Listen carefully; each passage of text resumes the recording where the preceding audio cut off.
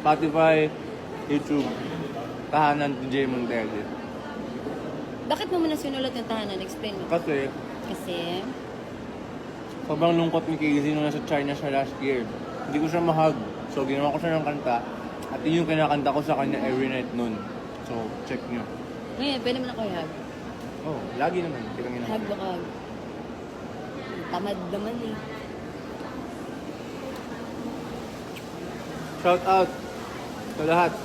Sa hagupit ng mga bakit at mundo mong mapanakit,